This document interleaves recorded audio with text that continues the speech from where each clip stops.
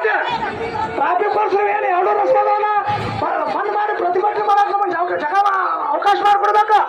Traffic ಪೊಲೀಸರಲ್ಲಿ ಒಂದು ವಿನಂತಿ ಮಾಡ್ಕೊಳಕತ್ತೀವಿ ನಾವು. ಬಿಜಾಪುರ ಜಿಲ್ಲೆಗೆ ದ್ರೋಹ ಬಗೆದ ಸರ್ಕಾರಕ್ಕೆ ಹೇಳಿ ಧಿಕ್ಕಾರ.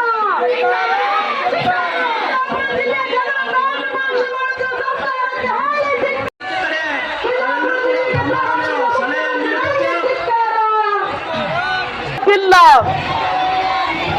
ರಾಜ್ಯ ಮುಖ್ಯಮಂತ್ರಿಗಳಿಗೆ ಹೇಳಿ ಧಿಕ್ಕಾರ. ಉಸ್ತುವಾರಿ ಸಚಿವರಿಗೆ ಹೇಳಿ ಧಿಕ್ಕಾರ. ಬಿಜಾಪುರ ಜಿಲ್ಲೆಯ ಶಾಸಕರಿಗೆ ಹೇಳಿ ಧಿಕ್ಕಾರ. ಅಂದ್ರೆ ಅಲ್ಪಸಂಖ್ಯಾತ ಜನರು ಕಾಣ್ತಾ ಇದ್ರು ನನಗಲ್ಲಿ. ನಮ್ಮ ಹಸಿವನ್ನು ನಮ್ಮ ಬೆವರನ್ನು ಕಿತ್ತುಕೊಳ್ಳುವಂತ ಒಂದು ಶಕ್ತಿ ಈ ದೇಶದಲ್ಲಿ ಬರ್ತಾ ಇದೆ ಅಂದ್ರೆ ಅದನ್ನು ನಾವು ಒಕ್ಕೊರಲಿಂದ ವಿರೋಧಿಸಬೇಕಾಗ್ತದೆ, ನಾವು ಅದನ್ನು ಖಂಡಿಸಬೇಕಾಗ್ತದೆ.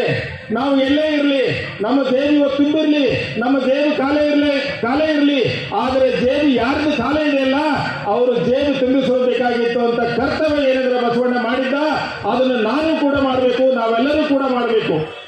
ನಾವೆಲ್ಲರೂ ಹಂಚಿಕೊಂಡು ತಿರಬೇಕಾದ ದಾಸೋಹ ಏನಿದೆಯಲ್ಲ ಅದನ್ನು ನಾವು ಪ್ರತಿಯೊಬ್ಬರು ಎಲ್ಲರೂ ಒಂದು ಚಾಲೆಂಜ್ ಕೊಡಬೇಕು.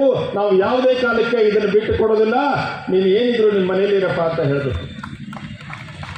ದಯವಿಟ್ಟು ಎಲ್ರಿಗೂ ಇವತ್ತಿನ ಈ ಒಂದು ಬಹಿರಂಗ ಸಾನ್ನಿಧ್ಯವನ್ನು ಪರಮ ಪೂಜ್ಯ ಸಂಗನ ಬಸವೇಶ್ವರ ಮಹಾಸ್ವಾಮೀಜಿಗಳು ಶ್ರೀಮಠ PB